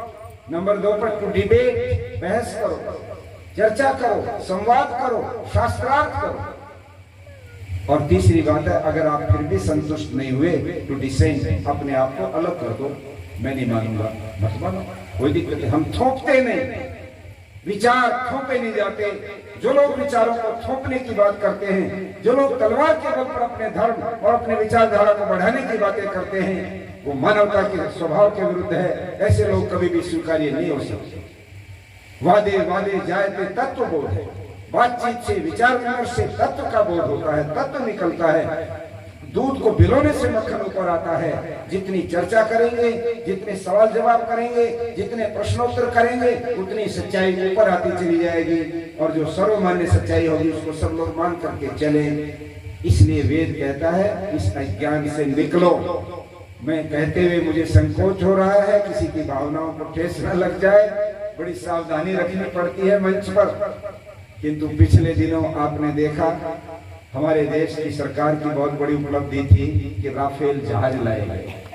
लोगों ने बड़ी बधाई दी कि कम से कम इस हवाई फील्ड में तो सुरक्षा हमारी मजबूत हो गई। लाए कैसे गए आपको पता है? पेरिस में भी जाता, कम से कम 4 बार मैं पेरिस जा चुका हूं, और पेरिस से ही वो राफेल आए। तो पहले 40,000 रुपए में रिटर्न टिकट बनता था हमारा, आजकल वो बढ़ गया है 60 या 70, 80 हजार हो गया है नॉर्मल टिकट। इकोनॉमिक क्लास का, लग्जरियस क्लास का जो टिकट होता है वो 4 गुना ज्यादा होता है। और इस समय मेरा अंदाजा है 3 से 4 लाख रुपए का फर्स्ट क्लास या लग्जरियस क्लास का टिकट जहाज का मिलेगा। हमारे जो डिफेंस मिनिस्टर जब लेने गए तो एक पंडित जी गए उस जहाज की सारी प्रक्रिया पूरी करवाने के लिए। लग्जरियस क्लास का टिकट मिला, दक्षिणा अलग से मिली होगी। हमारे पंडित जी को तो दक्षिणा कौन देते हैं? 1100 दे देंगे जो मार के, वहां लाख से कम नहीं मिली होगी, 2 लाख से कम नहीं मिली होगी। और क्या किया उन्होंने, आप सोच के देखना कहां खड़े हम लोग। नींबू की माला, नींबुओं की माला बना रखी थी, हरी मिर्च की माला बना रखी थी, और राफेल जहाज के टायर के नीचे, अगले टायर के नीचे, दोनों पीछे के टायरों के नीचे बाकायदा अपने पुराण के कुछ श्लोक बोलकर वो नींबू और हरी मिर्च की माला रखने के बाद कहा अब कोई परवाह की बात नहीं है, अब राफेल जहाज का कोई खतरा नहीं, जहां जाओगे वही ये सफल होगा। सारा विज्ञान फेल कर दिया कि जब तक नींबू की माला और मिर्च से उसकी पूजा नहीं हो जाएगी तब तक राफेल के ऊपर डाउट बना रहेगा। कहां खड़े हैं इतने बड़े लेवल पर, इतना पाखंड। इसलिए ये जो रास्ता है ये उल्लू का रास्ता है। उल्लू किया तो सुसलू किया। दूसरे नंबर पर आता भेड़िया। भेड़िए की चाल चलो, भेड़िए का स्वभाव बदलो। क्या है उसके अंदर स्वभाव भेड़िए में? भेड़िए में बहुत दोष है, अपने से ताकतवर से डरना और कमजोर को डराना। अपने से तगड़े से ताकतवर जानवर आ जाए तो भागेगा अपनी दुम दबा के जोर से कि ये आगे मारेगा। वहां पर कोई चीता आ जाए, कोई बाघ आ जाए, कोई और आ जाए जो उससे तगड़ा हो, ताकतवर हो तो नहीं ठहरता है भेड़िया। और कमजोर आ जाए तो उसके ऊपर हमला बोलता है। तो किसी ने उदाहरण बना दिया कि जंगल में भेड़िया पानी पीने आ गया, तो नाला आ रहा था पहाड़ में से, तो जिधर भेड़िया खड़ा था वो बड़ी ऊंची तरफ था, उधर से ही पानी आ रहा था ऊपर से, जैसे पहाड़ का फ्लो था तो पानी तो यहाँ ऊंचे फ्लो पर वो था, और नीचे एक मेमना छोटा सा बकरी का बच्चा भी बेचारा घूमता घामता आ गया पानी पीने। अब वो नीचे, अब पानी तो भेड़िए का इधर आ रहा है, तो भेड़िए ने देखा अरे ये तो मेरा भोजन ही आ गया। कमजोर था, उसने देखा, बोला अरे नालायक तू मुझे झूठा पानी पिलाता है। भेड़िया उस पर दोष लगा रहा है कि तू मुझे झूठा पानी पिला रहा है, मैं पानी पी रहा हूँ और तू जो पानी पी रहा है वो झूठा पानी मेरे पास आ रहा है। मेमने ने कहा कि जी मेरा पानी तो इधर जा रहा है, आपकी तरफ तो नहीं जा रहा, आपका झूठा मैं पी रहा हूँ, आप मेरे ऊपर ये दोष लगा रहे हो। बोले तूने नहीं तो तेरे बाप ने पिलाया होगा, और ये कहके उसके ऊपर झपट पड़ा। ये जो स्वभाव है ये स्वभाव मनुष्य का नहीं होता। मनुष्य, कई लोगों को मैंने देखा, ताकतवर आदमी आ गया गिड़गिड़ाने लगेंगे उसके सामने। अरे साहब, आप तो इलाके के माने हुए वो हैं, आपका तो ये।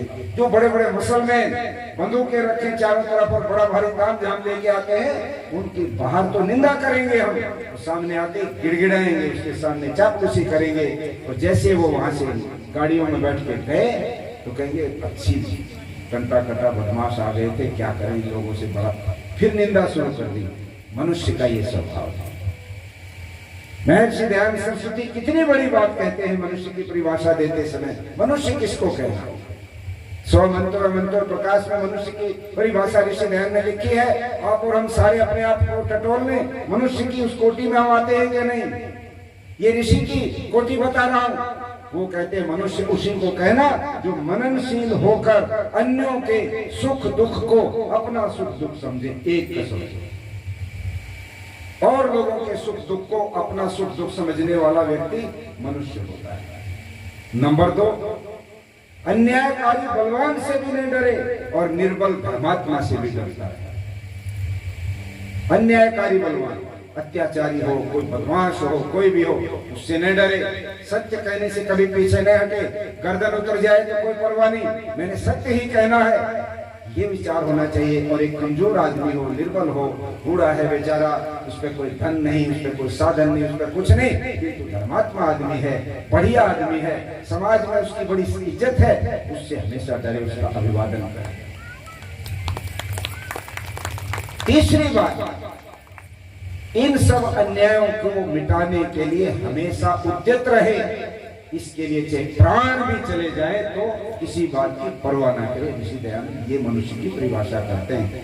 यहाँ पर मुझे याद आ रहा है, वो एक उदाहरण मैं जरूर आपको सुनाना चाहूंगा कि आज हम कितने स्वार्थी हो गए हैं कि अपने स्वार्थ के लिए कितना ही अन्यायी हो, कितना ही निकम्मा आदमी हो, उसके सत्कार में, उसके में तो सब कुछ कर डालेंगे, किंतु कमजोर आदमी को हम दबाने की बात करेंगे, उसको धकेलने की बात करेंगे, उसके अधिकारों को छीनने की बात करेंगे, उसको कोई सम्मान नहीं देंगे, उसको कोने में बिठा देंगे। ये जो वृत्ति है ये गलत है और ये हमारे साथ भी घट सकती है। इसलिए वेद के अंदर अगर कुछ कहा है बनने के लिए तो ये कहा मनुर्भव, मनुष्य बनो, इंसान बनो। और इंसान बनने के 3 गुण ऋषि दयानंद ने बताए। तो मुझे वो दृष्टांत याद आ गया अचानक कि हमारे डॉक्टर सत्यपाल सिंह दिल्ली में लोकसभा के सदस्य हैं, आप सब जानते हैं उनका नाम। बॉम्बे में पुलिस कमिश्नर थे, उससे पहले नागपुर में पुलिस कमिश्नर थे। तो उन्होंने किताब लिख रखी है, उसको पढ़ना। उसका नाम है तलाश इंसान की। तलाश इंसान की, कि मैं इंसान ढूंढ रहा हूं। बोले ये सब इंसान नहीं दिखते आपको? नहीं, केवल हाड़ मांस में कोई जीव आ जाता है, इसका मतलब इंसानियत नहीं होता। इंसान वो है जिसके अंदर इंसानियत के गुण है। इसमें हैवान भी है। रोहिणी के कोर्ट के अंदर एक व्यक्ति को 20 साल की सजा हुई। किस केस में? अपनी जो है बेटी, जिसकी उम्र 13 वर्ष की थी, शराब के नशे में उसके साथ दुष्कर्म किया और लड़की ने पुलिस में जाके बयान दिया कि मेरे पिता ने मेरे साथ दुष्कर्म किया। उसकी सजा हुई। अखबारों में बड़ी मोटी सुर्खियों में लिखा। मैं आपसे पूछना चाहता हूं, क्या उस व्यक्ति को इस हाड़ मांस के होने से मनुष्य कहोगे या क्या कहोगे? मनुष्य का मतलब केवल ये हाड़ मांस का पुतला नहीं होता। मनुष्य का मतलब होता उसमें मनुष्यता के गुण होने चाहिए, इंसानियत की योग्यता होनी चाहिए, वो मूल्य होने चाहिए जो एक मनुष्य के अंदर होते हैं। तो डॉक्टर सत्यपाल कहते हैं मैं मनुष्य ढूंढ रहा हूँ। यूनान देश के अंदर एक दार्शनिक दोपहरी में धूप निकली हुई है, सूर्य चमक रहा है, लालटेन जला करके बाजार में निकला, जैसे हम कानपुर के बाजार में निकल जाएं। और वो जो आदमी सामने आता था लालटेन ऊपर उठाता, उसके चेहरे की तरफ लालटेन करके घूर करके उसको देखता और आगे बढ़ता। 2, 4, 5, 7, 10 लोगों को जब उसने लालटेन दोपहरी में सूर्य के इतने तेज प्रकाश के अंदर इस तरह से घूर घूर करके देखा, तो दुकान पर बैठा एक व्यक्ति उठ करके आता, कहने लगा महाशय क्या पागल हो गए हो? इस प्रकाश के अंदर लालटेन जलाए घूम रहे हो, लालटेन की क्या औकात? और इस लालटेन से तुम लोगों के मुंह के नजदीक ले जाकर के क्या देखते हो, क्या ढूंढ रहे हो? तब वो दार्शनिक कहता है मैं इंसान ढूंढ रहा हूं, मैं इंसान की तलाश कर रहा हूं। तो फिर प्रश्न उठता पूछा क्या ये इंसान नहीं है, कि मुझे संदेह है कि ये शायद इंसान नहीं है। और फिर आगे वो एक उदाहरण देते हैं, कहते हैं कि जब मैं नागपुर में नौकरी करता था, एक बार की घटना ये हुई कि एक व्यक्ति नागपुर से चला, अपनी फिएट गाड़ी चला रहा था, खुद ड्राइव कर रहा था, दूसरा कोई व्यक्ति नहीं था। और वो जैसे ही नागपुर से निकला, लगभग 10 किलोमीटर की दूरी पर एक नौजवान लड़का, अच्छे परिवार का लड़का, एक्सीडेंट हो गया। मोटरसाइकिल उसके माथे से जो है खून निकल रहा था। 20-30-40 लोग गांव के भाग करके आ गए थे उसको देखने संभालने के लिए, और उन्होंने इस व्यक्ति को हाथ दे करके कहा, भाई साहब गाड़ी रोक लो, हमारे गांव में गाड़ी नहीं है अभी इस समय कोई उपलब्ध नहीं, इस बच्चे को अस्पताल तक पहुंचाना चाहते हैं। किसी अच्छे परिवार का बच्चा लगता है, अगर इस समय हम इसको पहुंचा देंगे तो शायद ये बच सकता है, क्योंकि ये ब्लड रुक जाएगा, डॉक्टर संभाल लेंगे। आप इतनी मदद कर दो कि आप इसको ले चलो, हम गांव के सरपंच को भी साथ भेज देंगे, आपको पुलिस कुछ नहीं कहेगी। हम ये नहीं कहने देंगे पुलिस को कि तुमने ही टक्कर मार दी होगी। ये व्यक्ति बहाने बनाता है, कहता है कि नहीं मैंने तो अपॉइंटमेंट दे रखा है, मुझे तो भंडारा पहुंचना है, मैं नहीं रुक सकता, आप हटिए, मुझे जाने दीजिए, मेरी गाड़ी मत रोकिए। बहाने बना करके ये निकल गया। और निकल जाने के बाद जिस समय ये घर पहुंचा, इसकी पत्नी ने कहा तुम बड़े अभागे हो, 3 दिन से बेटा यहाँ बैठा हुआ था, दीपावली के तो अभी 1 महीना बाकी है, अभी छुट्टियां थी भी नहीं, उसके पिछले 2 महीने का हॉस्टल का खर्चा उसके सिर पे कर्ज था, अपने दूसरे दोस्तों से थोड़ा थोड़ा लेकर के कॉलेज में उसने जमा कराया। वो आया था खर्चा लेके जाऊंगा, पिताजी मिले नहीं। उन दिनों में ये टेलीफोन नहीं थे, लैंडलाइन फोन थे, तो लैंडलाइन पे तुम्हारा कोई लोकेशन था नहीं कि तुमसे हम बात करते।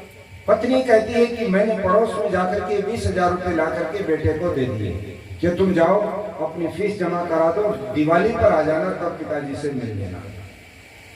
साथ साथ उसने ये भी कह दिया कि वो देर हो गई थी तो बाइक से गया है, बस से नहीं गया। जब बाइक से गया है कहा तो इसका ध्यान उस एक्सीडेंट के ऊपर केंद्रित हुआ। ये कहने लगा कि बाइक से गया है, कितनी देर हो गई, कि लगभग 3 घंटे से भी ज्यादा समय हो गया है वो यहाँ से गए और वो पहुंच गया होगा हॉस्टल में। ये कहता है तो फिर हमको भी एक बार वापस तुरंत नागपुर चलना पड़ेगा। जैसे ही कहा पत्नी चिंतित हो गई, कहनी क्या बात क्या हो गई, क्यों चलना पड़ेगा, अभी तुम आए हो, खुद गाड़ी चला के आए, थक रहे हो, चाय पी लो, थोड़ा रेस्ट करो, एकदम वापस चलेंगे, कैसे गाड़ी चलाओगे, थोड़ा रेस्ट करके चलना चाहिए, ऐसे क्यों करते हो। उसने कहा नहीं तुम नहीं समझती हो, मैं अब नहीं रुक पाऊंगा, हमें चलना पड़ेगा, और लॉक करो घर को, हम दोनों को चलना है। उसने कहा बात तो बताओ, बात क्या है। तब ये व्यक्ति बात कहता है कि ऐसे ऐसे एक एक्सीडेंट हुआ पड़ा था, नौजवान, मैंने लड़के को तो नहीं देखा वो कौन है, किंतु गांव के लोगों ने मुझे जबरन रोकने की कोशिश की थी कि तुम इस गाड़ी में इस बच्चे को हॉस्पिटल तक पहुंचा दो, फिर अपने घर चले जाना, हम तुम्हारी मदद करेंगे हर तरह से, किंतु मैंने उनकी बात टाल दी, झूठ बोल करके मैं आ गया। मुझे संदेह हो रहा है कि अगर बाइक पे बेटा गया तो ऐसा ना हो कि हमारे बेटे का एक्सीडेंट हो गया हो, एक बार मिले बिना दिल में चैन नहीं पड़ेगा, इसलिए तुरंत चलो। पत्नी को भी चिंता बढ़ गई और दोनों चल पड़े। जब ये वहां पर आए तो वहां पर वो नौजवान नहीं था ना मोटरसाइकिल था। एक व्यक्ति को इन्होंने बुला करके पूछा, भाई साहब 3-4-5 घंटे पहले यहाँ एक एक्सीडेंट हुआ था, वो नौजवान कहाँ गया। बोले जी पुलिस आई थी बहुत सारी, वो उसको ले गई उठा करके अपने साथ और हॉस्पिटल ले गए होंगे, हमें नहीं पता। ये लड़का मेडिकल कॉलेज का स्टूडेंट था जिसमें वो हॉस्पिटल में एडमिट हुआ। डॉक्टर सत्यपाल सिंह लिखते ये मैं नॉवल नहीं लिख रहा हूँ, मैं एज ए पुलिस कमिश्नर वो एक सच्ची हिस्ट्री स्टोरी लिख रहा हूं जो मेरी आंखों के सामने। सत्यपाल सिंह कहते हैं मैं कानवाई लेकर के पूरे इलाके का राउंड लेकर के लौट रहा था, सैकड़ों सिपाही कई गाड़ियों में मेरे साथ थे, डीएसपी थे, एएसपी थे, बड़े बड़े अधिकारी थे। और जब हम वहां आए तो उन लोगों के उस समूह को देख करके मैंने गाड़ी रुकवाई और डीएसपी को कहा देखो यहाँ पर ये लोग क्यों इकट्ठे हो रखे, क्या बात है। डीएसपी तुरंत गाड़ी से उतर करके गया, उसने देखा एक एक्सीडेंट हुआ पड़ा है, लोग इकट्ठे हैं और ये फैसला नहीं ले पा रहे कि क्या करें। उसने आके कहा सर इस तरह से एक एक्सीडेंट है, नौजवान है और उसको ब्लीडिंग बहुत हो चुकी है, लोग फैसला नहीं ले पा रहे। उसने कहा अच्छा तुम्हारी ड्यूटी लगाओ दूसरे आदमी की, इसकी तफ्तीश बाद में करना, तुरंत उस लड़के को गाड़ी में लो और हॉस्पिटल लेकर के उसको एडमिट कराओ। सत्यपाल सिंह कहते मैं स्वयं वहां के हॉस्पिटल के इंचार्ज से जाकर के मिला और मैंने कहा डॉक्टर ये बहुत अच्छे परिवार का कोई पढ़ा लिखा बच्चा दिखता है, एक्सीडेंट हो गया, वैसे तो बहुत ब्लड निकल चुका, फिर भी कोशिश कीजिएगा इसकी लाइफ बच सके। और उस समय वो डॉक्टर जो इंचार्ज था वो कहता I will do my all effort sir, क्योंकि ये कमिश्नर पुलिस थे, इनकी बात का तो पूरा वजन मानना था। उन्होंने उसको फौरन आईसीयू में ले लिया था और उसको हर तरह से डिफेंड करने की कोशिश करने लगे थे। जब ये बताई कि पुलिस ले गई है तो ये दोनों पति और पत्नी सीधे हॉस्पिटल पहुंचे, जहां पर कॉलेज भी था इस बेटे का और हॉस्पिटल भी वही था। तो जब रिसेप्शन के ऊपर जाकर के इस व्यक्ति ने ये पूछा इस नाम का बच्चा क्या यहाँ एडमिट हुआ है 4-5 घंटे पहले, तो उसने पन्ने उल्टे और पीछे जाकर के देखा तो 4-5 पन्ने पीछे इस नाम का एक बच्चा इतने बजे यहाँ पर एडमिट हुआ। रिसेप्शनिस्ट ने जब ये उत्तर दिया हाँ एडमिट हुआ है, तो इस व्यक्ति के पैरों के प्राण जैसे निकल जाए, ये लड़खड़ा गया, चक्कर आ गया इसको कि हो सकता है बच्चा बचेगा कि नहीं बचेगा, क्या होगा। और मैं ऐसा अभागा व्यक्ति कि मैं बहाने बना करके अपने बच्चे को एक्सीडेंट पड़ा हुआ छोड़ करके निकल गया, झूठ बोल के निकल गया, क्या होगा हे ईश्वर। इसको चक्कर आ गया, पत्नी ने संभाला, 2-4 जो और पीएन वगैरह खड़े थे उन्होंने संभाला और इसको धीरे धीरे सहारा देकर के इमरजेंसी की तरफ बढ़े और जाकर के कहने लगा कहाँ है ये इस नाम का कौन सा बेड है मेरे बेटे का, मुझे तुरंत उससे मिलना है। उस समय उस कमरे के अंदर सन्नाटा था और डॉक्टर ने बड़ी गंभीरता से आगे बढ़ करके कहा सॉरी सर, ये लड़का अब नहीं है दुनिया में, ही हैज डाइड, खत्म हो गया। और उसके शरीर को लपेट करके रखा था। इस व्यक्ति ने जाकर के छाती के ऊपर सिर पटक पटक करके कहा था दुनिया के लोगों, इस शरीर के अंदर आने मात्र का नाम मनुष्य नहीं होता, इंसानियत एक अलग चीज है, वो इंसानियत यदि हमारे अंदर नहीं है तो हम कुछ भी नहीं है। मैंने अपने स्वार्थ की वजह से झूठ बोलकर अपने ही बेटे को अपने हाथों से खो दिया, इकलौता मेरा बेटा था। और मैं अगर उस समय रुक गया होता, इतना त्याग कर दिया होता, कोई बात नहीं, मैं 15 मिनट बाद चला जाऊंगा, एक नौजवान लड़का है, उसकी जिंदगी अगर बचती है तो जो मुझसे हो सकता है कि लो मेरा सहयोग, मैं उस लड़के को हॉस्पिटल लाता, सब कुछ करता, वो बच जाता। डॉक्टर ने रिपोर्ट भी यही दी कि सर उसकी ब्लीडिंग इतनी हो गई थी कि हम कुछ कर नहीं पाए, यदि उसी समय वो आ गया होता तो बच जाता। वो पश्चाताप करता रह गया। आज पूरे समाज के अंदर ये चीजें हम देख रहे हैं कि हम लोगों के अंदर इतना स्वार्थ आ गया कि अपने लिए ही जीवित रहना चाहते हैं। और अपने लिए जीवित रहने का नाम समाज नहीं है। समाज तो एक दूसरे के साथ सहयोग से चलता है। घर के अंदर प्रवृत्ति होती है, जो बीमार आदमी होगा घर के अंदर जो मुख्य लोग वो सबसे पहले कहेंगे बीमार को कुछ खाना वाना दे दिया कि नहीं। छोटा बच्चा होगा उसकी पूछेंगे पत्नी से बच्चे को दूध पिला दिया कि नहीं, बूढ़े का भोजन चला गया कि नहीं। जो सबसे कमजोर है उसकी मदद सबसे पहले हम लोग करते हैं, ये हमारी नेचर में है। किंतु जब समाज की तरफ बाहर निकलते हैं तो हमारी ये सारी की सारी चीजें व्यक्तिगत अपनी तरफ मुड़ जाती हैं और हम समाज को दूर भगा देते हैं। इसलिए वेद कहता है शुश्लुक या तुम भेड़िए का स्वभाव बदलो। अपने से ताकतवर से डरना और कमजोर को दबाना ये मनुष्य का स्वभाव नहीं हो सकता, इसको बदलो। गरीब के प्रति हमदर्दी हमेशा हमारे दिल में होनी चाहिए। पता नहीं किस बदनसीबी के कारण से उसके ये दिन है। तीसरी बात है चाहिए सोया कुत्ते का स्वभाव। कुत्ते में क्या दोष है? कुत्ते में एक सबसे बड़ा दोष है, वो बड़ा द्वेषी बहुत है। स्वजातीय द्रोह उसमें बहुत ज्यादा है। अपने ही कुत्ते समाज से लड़ेगा। दूसरे इलाके का कुत्ता आ जाए इसको चैन नहीं पड़ेगी, अरे ये तो हमारे आसपास तो मैंने कभी देखा नहीं, ये कहां से आ गया। तो सारों को वो अपनी भाषा में सूचना दे देगा और सारे कुत्ते उसके पीछे पड़ेंगे। उस बेचारे की पूंछ जो है वो लगा के छाती से चिपका के भागता है और ये उसको घायल कर डालते हैं। कुत्ता द्वेषी होता है। कहते हैं एक बार एक जगह पर एक कमरे में कुत्ते और एक कमरे में भेड़े रोक दी कि देखें कुत्ते में इन भेड़ों में क्या अंतर है। तो भेड़ों का भोजन तो कुछ घास वास था इस तरह का डाल दिया और कुत्तों के लिए रोटियां रख दी 2-3 टोकरे अलग अलग जगहों पर। 50 कुत्ते रोक रखे हैं। और 50-60 भेड़ें रोक रखी। रात भर वो अंदर रही। सुबह जिस समय भेड़ों का कमरा खोला तो एक दिन का नहीं बचा, और सारी की सारी, कोई किसी के ऊपर गर्दन है, कोई किसी के ऊपर, सब सोई हुई है अपना आराम से। और जब कुत्तों का वो खोला दरवाजा तो रोटी एक भी नहीं रखी। सारे टोकरे रोटियों के भरे हुए हैं, परंतु कुत्तों का किसी का कान फटा हुआ है, किसी की पूंछ घायल हो रखी है, किसी के लड़ते रहे सारी रात, कुछ नहीं खा पाए। ये कुत्ते का स्वभाव। तो कहते हैं कि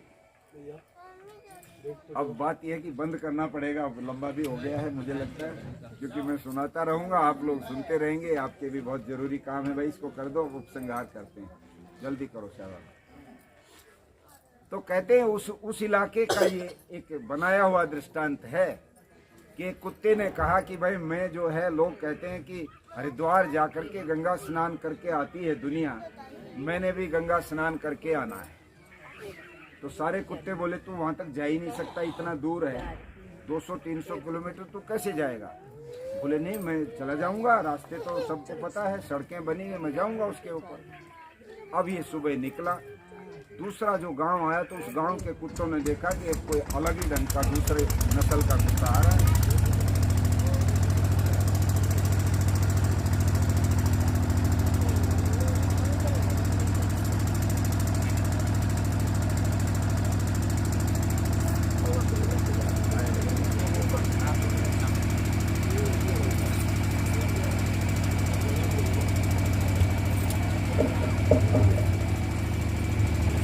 तो आगे के गांव वाले कुत्तों ने देखा ये तो नया है, कोई हमारे समाज वाला तो है नहीं। वो उसके पीछे पहले सावधान हो गए कि इसको गांव में से नहीं निकलने देंगे, और गांव की सीमा से बाहर ही उसके पीछे लग के बड़ी तेजी से भगा के दूसरे गांव तक छोड़ा है। अगले गांव के कुत्तों ने फिर देख लिया कि ये कोई नया आया है। वो 3 घंटे के अंदर पूरा का पूरा एरिया पार करा के हरिद्वार पहुंचा दिया। और बेचारे ने थोड़ी देर श्वास लिया, कुछ आराम किया, फिर डुबकी मारी, वापिस चल पड़ा। और वापिस में भी भाईचारे की कृपा थी, सारा स्वागत करते करते शाम को 5 बजे अपने गांव के कुत्तों के बीच में वो पहुंच गए। वो बोले रे तू तो जा रहा था गंगा स्नान करने के लिए, तू तो यही घूम रहा है? बोला मैं तो गंगा स्नान करके आ भी गया। बोले इतना जल्दी? बोले ये सब अपने भाईचारे की दया से हो गया, सब हमारे भाइयों ने मदद कर दी मेरी। कुत्ते के अंदर स्वजातीय द्रोह होता है, कुत्ते के अंदर द्वेष भाव होता है। इस आदत को बदलो। परमात्मा उदाहरण कुत्ते का दे रहा है। कुत्ता वृत्ति हमारी नहीं होनी चाहिए। को की आत्म, और को कहते चिड़ा एक पक्षी है, जंगल में रहता है, जिसमें वासनाएं, काम, कामुकता बहुत ज्यादा होती है। उसके ऊपर मुझे कहने की जरूरत नहीं। ये मनुष्य के अंदर ये दोष नहीं आना चाहिए। संयम और सदाचार हमें हमारे सारे शास्त्र, हमारे ग्रंथ, हमारे महापुरुष यही उपदेश देते, जीवन में सदाचारी बनो, संयमी बनो, काम वासनाओं को अपने नियंत्रण में रखो, अपने इंद्रियों के ऊपर संयम करके चलो, तो आपका जीवन सफल हो जाएगा। इसलिए उस चिड़े से शिक्षा लो। उसका क्या हासिल हुआ था वो भी एक कहानी है। और इसी प्रकार से सुपर्ण, या तो सुपर्ण कहते गरुड़, गरुड़ पक्षी होता है, उसको अपने रूप के ऊपर बड़ा अभिमान है। मैं सबसे सुंदर हूँ, गरुड़ ये मानता है। तो किसी को अपने रूप का अभिमान हो जाए, किसी को अपने धन का अभिमान हो जाए, किसी को अपने विद्या का अभिमान हो जाए, किसी को अपने ताकत का अभिमान हो जाए। अभिमान किसी भी प्रकार का हो वो जीवन के अंदर नहीं होना चाहिए।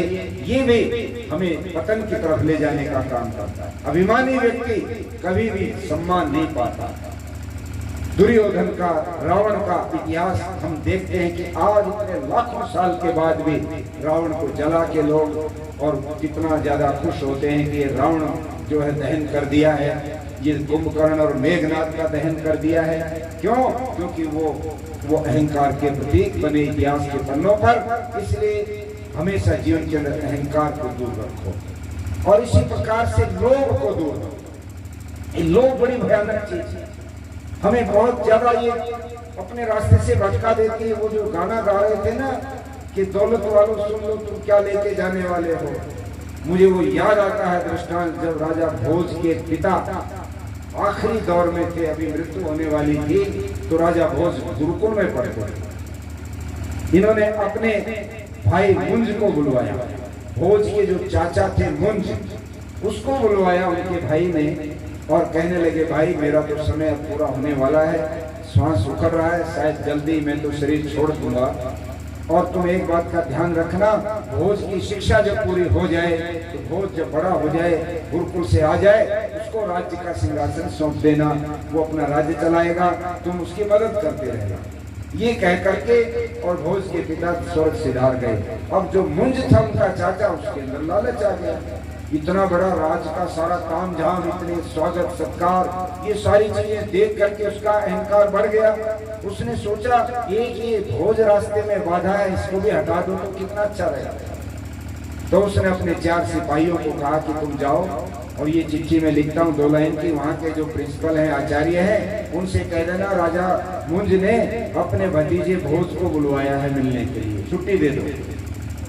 और इसकी छुट्टी लेकर के इसको जंगल में ले जाकर के खत्म कर देना, मार देना, इसको लाना मत यहाँ। और इसके प्रमाण के रूप में इसकी आंखें निकाल कर देना, ये आदेश दिया। ये लोग गए। अब राजा का बेटा था और वर्तमान राजा मुंज का आदेश था, तो प्रिंसिपल ने तो कह दिया ले जाओ, ठीक है, बहुत दिन हो गए, छुट्टी नहीं गया, बहुत अपने चाचा से मिलके फिर आ जाएगा। अभी उसको ले आए और लाकर के जिस रास्ते आना था नगर की तरफ, उसने जाकर के दूसरे रास्ते चल पड़ा। और भोज ने कहा कि इधर क्यों जा रहे हो, रास्ता तो उधर है नगर का। उन्होंने कहा कि नहीं, हम अभी नहीं बताएंगे, तुम और आगे चलो, अभी गहरे जंगल में चलो। बोले बात क्या है, मुझे बता तो दो, मैं तो कमजोर हूँ, तुम तो 4 लोग हो, मैं कोई भाग तो नहीं रहा, मुझे बता तो दो बात क्या है।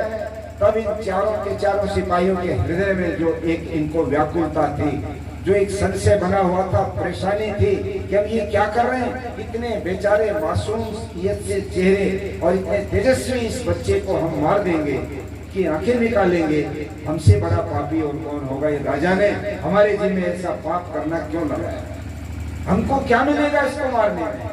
ये दुविधा पड़ रही थी। तो उस समय वो रुक गए और कहने लगे भोज, हम बड़ी दुविधा में हैं।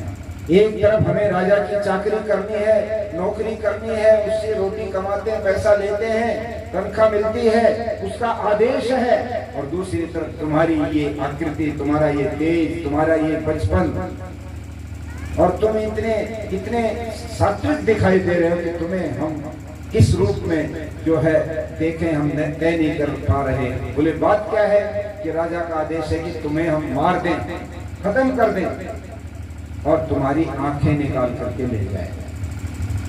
भोज ने कहा, बहुत बुद्धिमान था, उसने कहा कि बात तो ठीक है, ये यही काम कर सकते हैं, राजा का आदेश है। उसने कहा अच्छा तुम एक काम कर लो, मैं एक पत्र लिख देता और मुझे तुम यहाँ पेड़ से बांध दो, 1 जने चले जाओ राजा के पास, मेरा पत्र दे देना, 3 जने यहीं रहो, मैं भागूंगा नहीं, रस्से से मुझे बांध लो, कोई बात नहीं, मैं तो कमजोर हूँ, बच्चा हूँ, तुम्हारा भी काम बन जाएगा, और अगर इस पत्र से राजा का हृदय बदल गया तो मेरा जीवन भी बच जाएगा, नहीं तो मुझे मार देना, जो करना है कर लेना। उन्होंने कहा हम जाएं कैसे, वो तो पूछेगा मार दिया क्या, तो जब हम जवाब देंगे कि मार दिया तो कहेगा कि आंखें कहाँ हैं, आंखें ले दिखाओ उसकी। तो भोज ने देखा वहाँ एक जंगल में हिरण मरा पड़ा था, कहते इस हिरण की आंखें निकाल लो और कपड़े में बांध लो।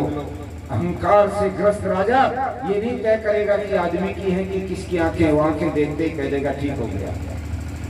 अब ये सिपाही लेकर के चले और जा करके उन्होंने कहा महाराज हम उसका काम करके आ गए, और जो है उसकी आंखें, ये उसकी आंखें हैं, पर उसने मरने से पहले एक पत्र लिखा आपके नाम। उसने कहा मेरे चाचा को मेरा पत्र पढ़ा देना।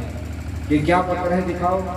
तो पत्र जो पढ़ा उसमें लिखा था पूज्य चाचा मुंज, इस धरती के ऊपर बहुत बड़े बड़े राजा महाराजा हुए, मानधाता हुए, राम हुए, दशरथ हुए, रावण हुए, दुर्योधन और अर्जुन, कर्ण, भीष्म पितामह, युधिष्ठिर, बड़े बड़े चक्रवर्ती सम्राट हुए, परंतु सब के सब लोग इस दुनिया से खाली हाथ।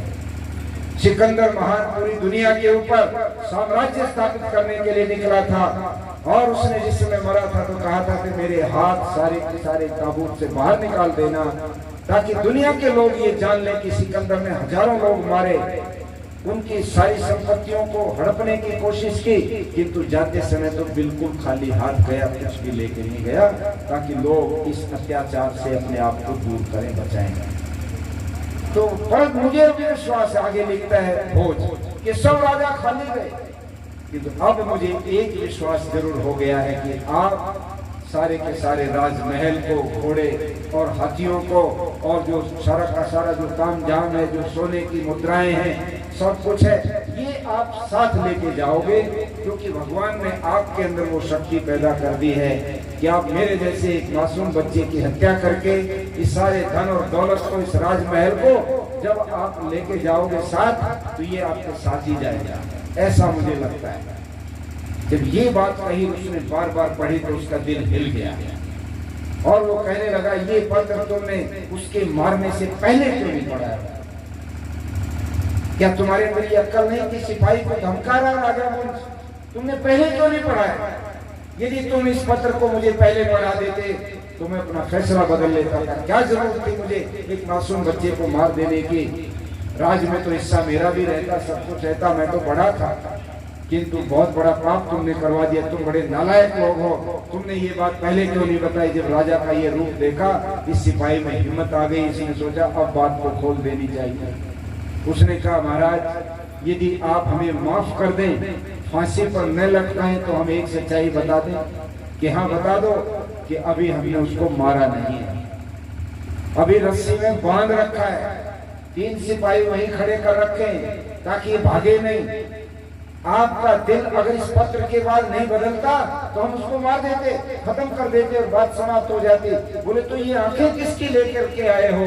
ये आंखें भी एक हिरणी की आंखें हैं जो मरी पड़ी थी वहां पर, भोज की आंखें नहीं। राजा ने तुरंत रथ लिया और जंगल की तरफ कूच करा, भोज को गोद में उठा करके लेकर के आया और राजगद्दी पर बिठा दिया। दुनिया के अंदर ये लालच और लोभ जो है मनुष्य को गिरा देता है। छोटी छोटी बातों पर हम लालची बन करके इतने ज्यादा जो है अपमानित होते हैं कि पूछिए मत। इसलिए वेद कहता है, काम, क्रोध, मद, लोभ, अहंकार, ईर्ष्या, द्वेष, ये जो दुर्गुण है ये अपने जीवन से निकालो। ऋषि दयानंद कहते हैं ये दुर्गुण जन्म जन्मांतर से हमारे संस्कारों में आए रहते हैं और हम इनको ढोते रहते हैं, कभी भी इसको छोड़ने का अभ्यास हम लोग नहीं करते हैं।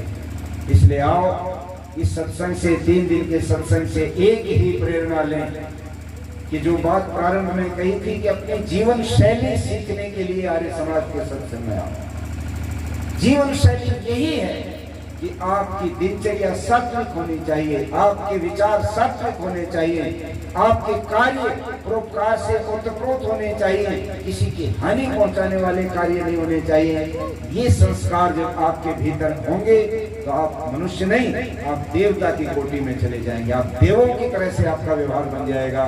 ये चीजें आप अपने व्यवहार में परिवर्तन करके कर सकते हैं, हर व्यक्ति को करना चाहिए। और भाई नहीं तो सीधी बात है कि जीवन तो बीत रहा है और बीत जाएगा।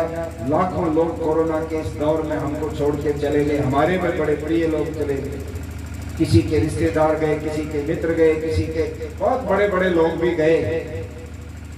उसके बावजूद भी हम लोग जो है शिक्षा न लें तो हमारा दुर्भाग्य है। आर्य समाज का यही कार्य है कि लोगों के जीवन को साफ सुथरा पवित्र बनाएं ताकि वे समाज के अंदर उन्नति करें और सुख शांति उनके जीवन के अंदर आती रहे। ये तभी आएगी जब हम वेद के अनुसार इन दुर्गुणों को छोड़ेंगे। हमारे जीवन में दुर्व्यसन भी आते हैं, किसी को नशे की आदत पड़ जाती है, ये नशा नाश की निशानी है। मैं कहता हूँ इसको अपने जीवन से दूर करो।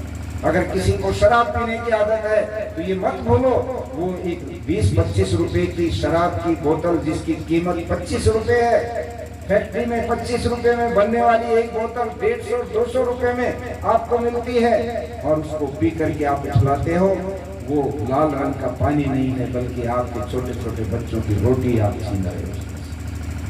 आपकी पत्नी के आप कपड़े नहीं खरीद सकते, बूढ़े बाप की दवाई नहीं ला सकते, शराब की बोतल के लिए आप उधारे पैसे लाओगे, जमीन बेचोगे, दुकान बेचोगे, जेवर बेचोगे, कुछ भी करोगे, शाम होते ही आपके पैर उधर बढ़ते चले जाते हैं।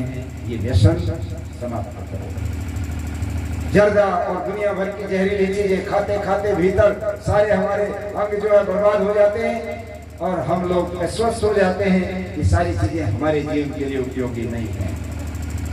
और इस तरह से जीवन को पवित्र बनाएंगे आप, निश्चित रूप से आपका कल्याण होगा, आपका उत्थान होगा। मैं अंत में हमारे आदरणीय श्री सुखदेव शास्त्री जी, वास्तव में इनका ये बहुत एक बड़ा, जिसको साहसिक भी और बहुत पवित्र निर्णय रहा कि अपने इस कल्याणपुरी में और इस इलाके में जो जागृति है, धर्म की जागृति, सही मायनों में धर्म की जागृति, जो सबके कल्याण की भावना से जो बातें इस मन से कही जाती हैं, ये इन्होंने करने का निश्चय किया। और आदरणीय हमारे संतोष जी, जो हमारी जिला सभा के प्रधान हैं, इतने सरल, इतने अच्छे, सौम्य और इतने उदार और दानी वृत्ति के व्यक्ति, जिन्होंने पूरी तरह से संबल देकर, हमारे विनोद जी जो चले गए, नौजवान विद्वान, बहुत अच्छा लगा मुझे, यहाँ टीम बड़ी अच्छी थी। और मैं समझता हूँ शायद 3 साल से शास्त्री जी मेरे पीछे लगे थे कि आप आओ, एक बार आओ। इस बार संयोग बना, मैं टांडा में था, टांडा से फिर हमने प्रोग्राम इसी तरह, क्योंकि मैं 6 दिन से निकला हुआ दिल्ली से, फोन सैकड़ों फोन आ गए कि कहाँ हैं, बोले आप यूपी छोड़ नहीं रहे, बात क्या है। मैंने कहा प्रोग्राम ऐसे बन गए इस बार, और मेरा बड़ा सौभाग्य है आप जैसे प्रबुद्ध सुधी जनों से भी मिलने का अवसर मिला। आपने बहुत प्यार से, बड़ी गंभीरता से विचारों को भी सुना है।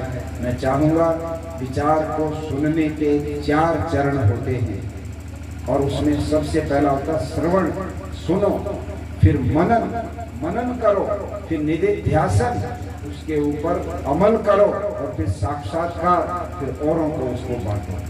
आप जब जिस चीज को जीवन में उतार लाते हो, फिर आप दूसरे को अधिकारी तौर पर कह सकते हो कि मैंने इस विचार को विचार करके अपने जीवन में उतारा था, मुझे बड़ा फायदा हुआ, तुम भी इसको उठा लो। इस तरह से जब हम चलेंगे तो हजारों लोगों के जीवन बदल जाएंगे। मैं पुनः आदरणीय शास्त्री जी का, आदरणीय संतोष जी का, अन्य सभी प्रबुद्धारी जनों का, और हमारे विद्वान जो यहाँ पर हैं, आदरणीय हमारे डॉक्टर सत्यकेतु जी, बहुत अच्छा लगा, थोड़ा ही सुन पाए। बहुत हमारे आर्य समाज में इस तरह के बड़े अच्छे अच्छे निष्णात विद्वान हैं, जिनको हम बराबर समय समय पर बुलाकर इस जागृति, इस अभियान को चलाए रखें, और घर घर के अंदर अच्छे विचारों को, आर्य विचारों को, श्रेष्ठ विचारों को, वैदिक सिद्धांतों को पहुंचाने का कार्य करें। आप सब लोगों का बहुत बहुत धन्यवाद, सबको सादर नमस्ते। साथियों, इस वीडियो को ज़्यादा से ज़्यादा लाइक करें, कमेंट करें, शेयर करें और चैनल को सब्सक्राइब करना ना भूलें। आप अंग्रेजी दवाओं से परेशान हैं या फिर रोगों से परेशान होकर संसार से उठ जाना चाहते हैं? उठ जाने से पहले नाड़ी वैद्य क्या क्लब पर आइए और अपने सभी रोगों का आयुर्वेद में सही समाधान पाइए।